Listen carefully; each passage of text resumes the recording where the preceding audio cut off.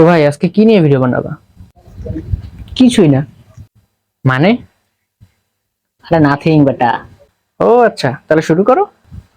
So guys, আজকে আমরা কথা বলবো নাথিং কে নিয়ে, যে তার নাথিং ওয়ান ফোন কে সাকসেসফুলি লঞ্চ করার পরে এখন তার আপগ্রেডেড ভার্সন নাথিং ফোন 2 কে নিয়ে চলে এসেছে। সো আজকের এই ভিডিওটিতে আমরা এই ফোনটির স্পেসিফিকেশন, প্রাইস, কি বাংলাদেশে নিয়ে আসছে এবং লঞ্চ ডেট এবং আপগ্রেড কি রয়েছে নাথিং ফোন 1 থেকে, এই সব বিষয়ে আলোচনা করব। সো তোমাদের আর টাইম ওয়েস্ট না করিয়ে চলো শুরু করি আজকের এই ভিডিও। হেই বিউটিফুল পিপল, চলো শুরু করি আজকের এই video without any more intro.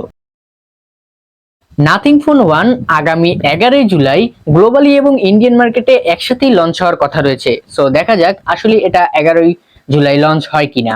এরপরই আমরা এই ফোনটা সম্পর্কে বিস্তারিত আলোচনা করতে চলেছি। সো সর্বপ্রথমে আমরা কথা বলবো এই ফোনটির বিল্ড নিয়ে। এই ফোনটিতে রয়েছে অ্যালুমিনিয়াম ফ্রেম এবং তার সাথে সাথে রয়েছে এর গ্লাস ব্যাক, কারণ এই ফোনটি একটি ট্রান্সপারেন্ট ফোন, পিছনে সব দেখা যায়। So that's why glass back হওয়াটা জরুরি, তাই না?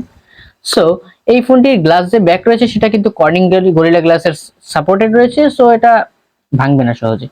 সো এই ফোনটিতে নাথিং ফোন 1 এর থেকে একটু আপগ্রেড ভার্সন নিয়ে চলে এসেছে। এর প্রসেসরে রয়েছে আপগ্রেড এবং এর যে পিছনে এলইডি লাইট রয়েছে, যেটা এই ফোনের মূল আকর্ষণ, সেখানে আগে ছিল 12টি এলইডি, এখন রয়েছে 32টি এলইডি এবং তার সাথে সাথে স্পেসিফিক একটি লাইট রয়েছে যেখানে 16টি এলইডি রয়েছে, সেটারও একটা কাজ রয়েছে। এটা নিয়ে বিস্তারিত পরে আলোচনা করছি।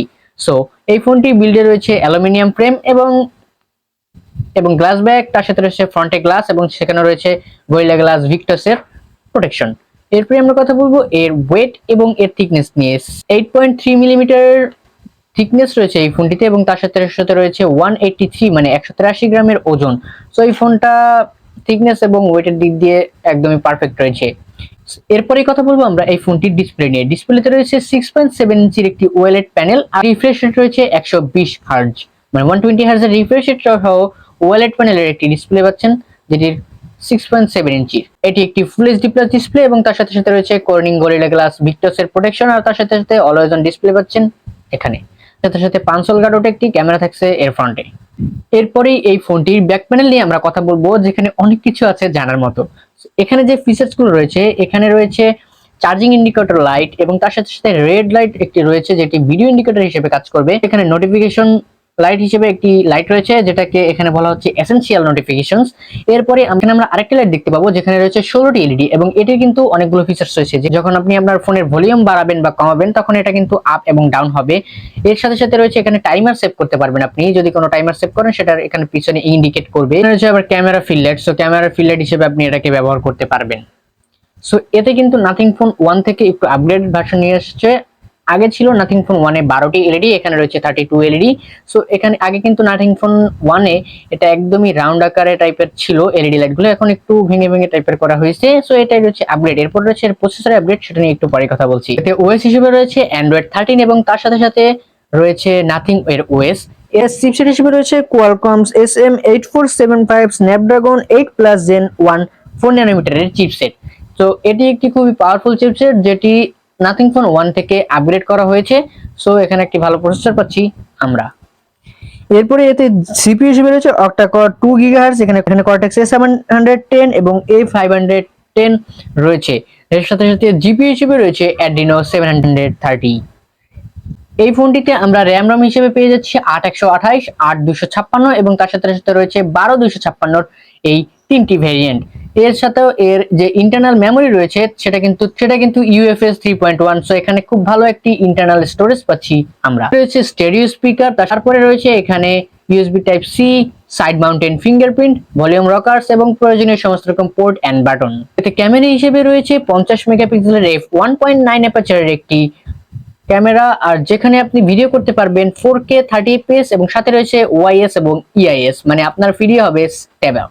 এরপরে এখানে রয়েছে 50 মেগাপিক্সেলের একটি আলট্রা ওয়াইড যেটির অ্যাপারচার হচ্ছে 2.2, সাথে সাথে এখানে ইআইএস ওআইএস এর সাথে পাচ্ছি লাইভ এইচডিআর এর সুবিধা। এরপরে আমরা বলবো এর সেলফি ক্যামেরাকে নিয়ে কথা। সেলফি ক্যামেরাতে রয়েছে 16 মেগাপিক্সেলের f2.5 অ্যাপারচারের একটি ক্যামেরা, যেখানে আপনারা সেলফিতে ভালোই একটা কিছু পাচ্ছেন। সো এর ক্যামেরা কিন্তু সোনি আইএমএক্স এর ক্যামেরা। সো সোনির ক্যামেরা যেহেতু, এখানে আপনারা অনেক ভালো কিছু দেখতে চলেছেন। এর ব্যাটারিতে আছে 4700 mAh এর একটি বিগ ব্যাটারি, আর যাকে পাওয়ার দিচ্ছে 33 ওয়াটের একটি ফাস্ট চার্জার। আর তার সাথে সাথে রয়েছে 15 ওয়ার্ডের একটি ওয়্যারলেস চার্জারের সুবিধা এবং 5 ওয়ার্ডের মানে 5 ওয়ার্ডের রিভার্স চার্জিং, মানে আপনার ফোন থেকে আপনি অন্য ফোনকেও চার্জ করতে পারবেন। তবে একটি বলে রাখি, এতে কিন্তু বক্সের সাথে কোনো চার্জার দেওয়া নেই, এক্সট্রা কিনতে হবে আইফোনের মতো।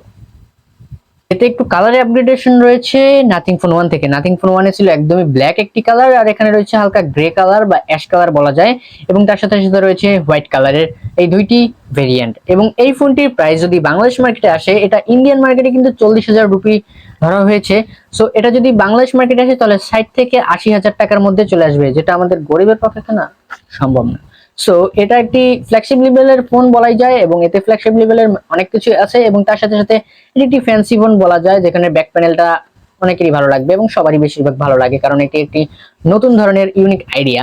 সো আশা করি সবার এই ফোনটি ভালো লাগবে। সো আমার ভিডিও কেমন লাগলো অবশ্যই সেটা কমেন্ট করে জানাও, এবং সাবস্ক্রাইব এবং লাইক করে পাশে থাকো, এবং কি কি ভিডিও তোমাদের দরকার বা চাও কমেন্ট করে জানাও। সো দেখা হবে নেক্সট ভিডিওতে নতুন কিছু নিয়ে। Till then stay well, stay safe and be happy. Chill bro.